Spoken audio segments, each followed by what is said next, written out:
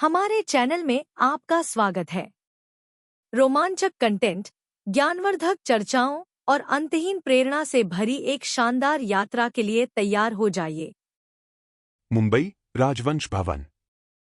महल की तरह दिखने वाला ये 5 मंजिला बंगला मुंबई के फेमस बिजनेसमैन विक्रम राजवंशी के पिता राम प्रसाद राजवंशी ने बनवाया था। उन्होंने बड़े ही प्यार से इस बंगले का नाम राजवंश भवन रखा था। राम प्रसाद राजवंशी ने अपनी जिंदगी की आधी कमाई इस बंगले में लगा दी थी। वो चाहते थे उनकी आने वाली 7 पुश्तें इसी बंगले में अपना जीवन बिताएं। अपने जीवन के आखिरी समय में इस बात का जिक्र करते हुए उन्होंने अपने बेटे विक्रम राजवंशी से वादा लिया और इस दुनिया को हमेशा के लिए अलविदा कह गए। विक्रम राजवंशी की 3 संतान हुईं, 2 बेटे और 1 बेटी। वादे के मुताबिक विक्रम राजवंशी ने अपने तीनों बच्चों को अपने पिता के बंगले का महत्व बताया और अपने पिता की ही तरह उन्होंने भी अपने दोनों बेटों से ये वादा लिया। आज 40 साल बाद विक्रम राजवंशी अब बूढ़े हो चुके हैं। कुछ महीने पहले ही उन्होंने अपनी पत्नी को अंतिम विदाई दी थी और अब उन्होंने अपने पूरे बिजनेस की जिम्मेदारी अपने दोनों बेटे कार्तिक राजवंशी और अनिरुद्ध राजवंशी को सौंप दी। वो अपने जीवन के आखिरी दिनों को अपने पोते पोतियों के साथ हंसी खुशी बिताने लगे थे। जून का महीना शुरू हो चुका था। सभी स्कूल्स की गर्मियों की छुट्टियां स्टार्ट हो चुकी थीं। विक्रम जी की बेटी भी अपने दोनों बच्चों के साथ छुट्टियां मनाने राजवंश भवन आ चुकी थी। दोपहर का समय हो रहा था। सभी बूढ़े, जवान और बच्चे एक साथ लिविंग रूम में बैठकर घूमने की प्लानिंग कर रहे थे। वहीं सेकंड फ्लोर के एक कमरे की सारी लाइट्स और खिड़कियां बंद थीं। इस वजह से दोपहर के समय में भी उस कमरे में काफी अंधेरा था। स्टडी टेबल पर कंप्यूटर ऑन था और उसके सामने 13 साल का लड़का बैठा था। अपने चेहरे पर एक मास्क पहने। मास्क का रंग लाल था और उसकी बड़ी बड़ी सींगें थीं। वो 13 साल का लड़का एक ऑनलाइन मीटिंग अटेंड कर रहा था। स्क्रीन पर एक आदमी दुनिया के सबसे खतरनाक इलीगल वेपन्स को शो करते हुए उसके प्राइस के साथ उस वेपन की सारी खूबियां बता रहा था। उसने एक शॉटगन की तरह दिखने वाला एक वेपन लिया और उसके बारे में एक्सप्लेन करते हुए कहा, इस वेपन की सबसे खास बात यह है कि इसके अंदर इलेक्ट्रॉनिक डिवाइस फिट है। इसे आसानी से छोटा और बड़ा किया जा सकता है। इसे दुनिया के सभी बड़े देशों की आर्मीज ज्यादा से ज्यादा परचेस करना चाहती हैं और वो इसको खरीदने के लिए दुगनी रकम देने को भी तैयार हैं। ऐसा सिर्फ इसलिए है क्योंकि इसकी क्वांटिटी अभी लिमिटेड है। सभी लोग इस आदमी की बातें ध्यान से सुन रहे थे। उस आदमी ने एक एक करके उस वेपन की सारी खूबियां और डिमांड के बारे में बता दिया। सब कुछ जानने के बाद मीटिंग अटेंड कर रहे सभी मेंबर्स ने अपने अपने मन में उस वेपन को खरीदने का प्लान बना लिया। कंप्यूटर स्क्रीन के सामने बैठा वो लड़का इस समय अपनी चेयर को बार बार लेफ्ट और राइट टर्न कर रहा था। उसके फेस के एक्सप्रेशंस मास्क से ढके हुए थे, लेकिन उसकी बॉडी मूवमेंट को देखकर ये साफ पता लग रहा था कि वो भी उस वेपन की प्राइस को जानने में काफी उत्सुक था। इससे पहले कि वो आदमी उस वेपन का प्राइस बताता, कमरे में कुछ गिरने की आवाज आई और उस लड़के ने कंप्यूटर ऑफ कर दिया। वो खड़ा हुआ और उसने रूम की लाइट ऑन की।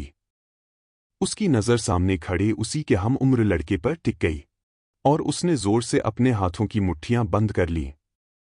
उसने अभी भी अपने चेहरे से मास्क नहीं उतारा था, लेकिन उसकी आंखों में उस लड़के के लिए गुस्सा साफ साफ नजर आ रहा था। सामने वाले लड़के ने घबराहट निगलते हुए, थोड़ी हिम्मत जुटाते हुए बोला, तुम अभी वो सब लोग, वो हथियार और वो आदमी जिससे तुम बातें कर रहे थे, तुम्हें पता है वो कौन है? वो इस दुनिया के सबसे खतरनाक आतंकवादियों में से एक है। पिछले हफ्ते ही मैंने उसकी फोटो न्यूज़ में देखी थी। तुम्हें आइडिया भी नहीं तुम कितनी बड़ी मुसीबत में फंसे हो। अपने हिसाब से तुमने मुझे, पूरी फैमिली को भी मुसीबत में डाल दिया। अगर पुलिस को इस बारे में पता चल गया ना, तो हम सबको अरेस्ट कर लेगी। अगर उन्हें नहीं पता चला तो वो आतंकवादी तुम्हारे साथ हम सबको जान से मार देगा। इससे पहले ऐसा कुछ हो, मैं अभी सबको इस बारे में बता देता हूं। अपनी बात पूरी करते ही वो लड़का दरवाजे की तरफ जाने लगा कि तभी उसके सामने मास्क पहने लड़का आ गया। उसने अपना मास्क उतारकर नीचे फेंक दिया और गुस्से से दांत पीसते हुए बोला, तुम किसी को कुछ नहीं बताओगे। कुछ नहीं, काम मतलब कुछ भी नहीं, समझे तुम? ये कहते हुए उस लड़के के चेहरे के साथ उसके कान भी लाल हो चुके थे, और ऐसा इसलिए था क्योंकि वो अपने गुस्से को कंट्रोल करने की कोशिश कर रहा था। दोनों लड़के दिखने में काफी हद तक एक जैसे थे। उम्र, रंग और चेहरे की बनावट सब लगभग एक जैसी ही थी। अगर कुछ अलग था तो उन दोनों का नेचर और उनकी आंखें। देखने से साफ पता चल रहा था कि दोनों ट्विन्स थे, लेकिन उनकी पर्सनालिटी एक दूसरे से एकदम अलग थी। दूसरे लड़के ने अपनी बात कही। एक तो तुमने इतनी बड़ी गलती की। गलती नहीं, बल्कि जुर्म किया है। तुम जिनसे बात करते हो, तुम्हें पता है वो कितने इलीगल और खतरनाक भी हैं। इसके बावजूद तुम चाहते हो मैं इस बारे में घरवालों से छुपाने में तुम्हारी हेल्प करूं? इस बार पहले वाले लड़के ने बड़ी ही बेबाकी से उसकी बातों का जवाब देते हुए कहा, नहीं नहीं, मैं ये नहीं चाहता। मैं तुमसे सिर्फ इतना चाहता हूं कि जो कुछ भी तुमने अभी चोरों की तरह मेरे कमरे में घुसते हुए देखा और सुना, वो सब इस कमरे से बाहर जाने से पहले भूल जाओ और ऐसे बिहेव करो जैसे तुमने कुछ देखा ही ना हो। ये सुनकर दूसरे लड़के ने थोड़ी हैरानी और गुस्से से कहा, फॉरगेट। तुम पागल हो गए हो क्या? मैं ऐसा कैसे कर सकता हूं? वो भी ये जानते हुए कि हम कितनी बड़ी मुसीबत में फंस चुके हैं, वो भी तुम्हारी वजह से। ये सब सुनकर पहले लड़के का गुस्सा बढ़ने लगा। उसने दूसरे लड़के को धमकी देते हुए कहा, किसी को कुछ नहीं होगा, इसलिए तुम इसे भूल जाओ। इसी में तुम्हारी भलाई है। इस पर दूसरे लड़के ने भी उसी अंदाज में जवाब दिया। अगर मैं तुम्हारी बात नहीं मानी तो? पहले लड़के को समझ में आ गया था कि अब बातों से बात नहीं बनने वाली। उसके चेहरे पर एक खतरनाक स्माइल आ गई और कुछ ही पल में कमरे में एक चीख के साथ कुछ गिरने की तेज आवाज गूंजी। दूसरा लड़का फर्श पर गिरा था। उसके होठों के कोनों से खून निकल रहा था और उसके आसपास फ्लावर वास के टुकड़ों के साथ और भी चीजें उस लड़के के टकराने से गिरकर टूट चुकी थीं। इससे पहले वो समझ पाता कि उसके साथ क्या हुआ है, पहला लड़का उसके पास गया और उसने उस लड़के को कॉलर से पकड़ लिया। तू मेरा सगा भाई है, इसलिए मैं तेरी गलतियों को नजरअंदाज कर देता हूं। इसका मतलब ये नहीं है कि तू बार बार मेरे रास्ते में टांग अड़ाएगा और मैं कुछ ना करूं। समझ गया? अभी जो कुछ भी हुआ वो तो बस एक छोटा सा ट्रेलर था। अगर आगे से तू कभी भी मेरे कमरे में नजर आया या जिस आतंकवादी की तू बात कर रहा है ना, उसी के पास तुझे भेज दूंगा। अभी वो बोल ही रहा था कि अचानक जोर की आवाज हुई और दरवाजा खुल गया। दरवाजे पर विक्रम, उनके दोनों बेटे कार्तिक और अनिरुद्ध और उनके साथ उनकी पत्नियां और बाकी घरवाले खड़े थे। दरअसल कुछ देर पहले एक फीमेल सर्वेंट कमरे के बाहर से गुजर रही थी। उसने जब अंदर दोनों भाइयों को बहस करते सुना तो उसने जाकर ये बात सबको बता दी। दोनों भाइयों की शुरू से ही नहीं पटती थी। दोनों एक दूसरे को नीचा दिखाने में लगे रहते थे। ऐसा एक भी दिन नहीं जाता था जब दोनों भाइयों की आपस में लड़ाई या बहस ना हो। यही सोचकर सभी लोग ऊपर आ रहे थे कि कमरे में कुछ गिरने की तेज आवाज के साथ एक चीख कमरे के बाहर तक गूंज उठी थी। अंदर का नजारा देखकर सभी हैरान थे। कार्तिक जी गुस्से में बोले, अरे, ये क्या बदतमीजी है? तुम्हारा बड़ा भाई है, अभी के अभी उसे छोड़ो। ये सुनकर रुद्र ने एक नजर वेद को देखा। उसके चेहरे पर डर और दर्द देखकर उसका गुस्सा शांत हो गया और उसने वेद को छोड़ दिया। जब वो वेद से दूर हुआ तब जाकर सभी की नजर वेद के चेहरे पर गई। वेद के चेहरे पर उंगलियों के निशान थे। उसके मुंह के कोने पर खून लगा था। ये देखते ही वेद की मां प्रिया उसके पास गई और उसे अपने सीने से लगाकर उसके गालों पर हाथ फेरते हुए बोली, वेद, वेद, मेरा बेटा। और उनकी आंखों से आंसू गिरने लगे। वेद ने हाथ ऊपर करके प्रिया के आंसुओं को पोंछा और अपने चेहरे पर एक मुस्कान लाते हुए बोलने की कोशिश करने लगा। माँ, मैं ठीक हूं। बस थोड़ी सी चोट है। कुछ दिनों में अपने आप ठीक हो जाएगी। आप प्लीज रुद्र को मत डांटना। इसमें उसकी कोई गलती नहीं थी, मैं बिना पूछे उसके कमरे में आ गया था। ये कहते हुए वेद ने एक भरी नजर से रुद्र को देखा। रुद्र भी उसे ही देख रहा था।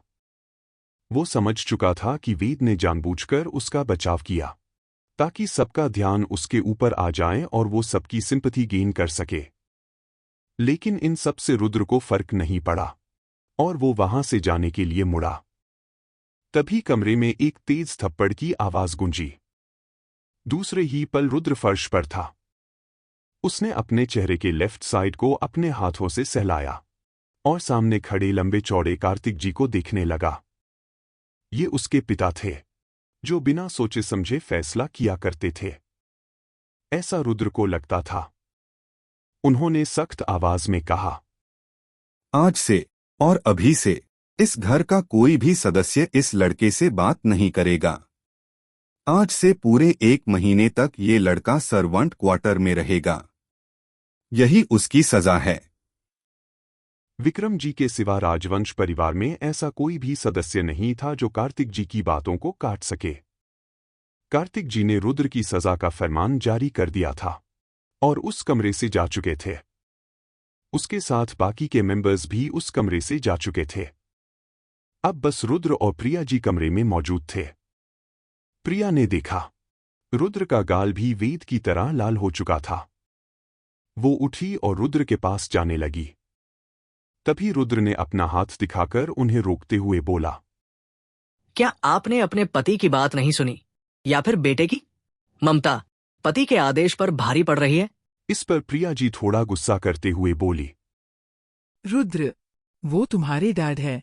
तुम उनके लिए ऐसे शब्दों का इस्तेमाल कैसे कर सकते हो?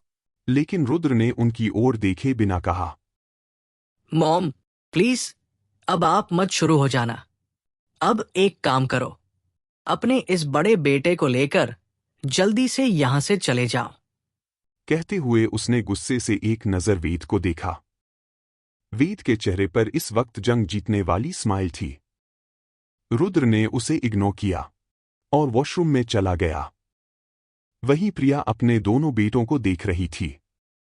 दोनों का जन्म एक ही दिन हुआ था। रुद्र वेद से 15 मिनट छोटा था। जितना सीधा और संस्कारी वेद था, उतना ही बदमाश और बेशरम रुद्र था। वो बोलने से पहले एक बार भी नहीं सोचता था।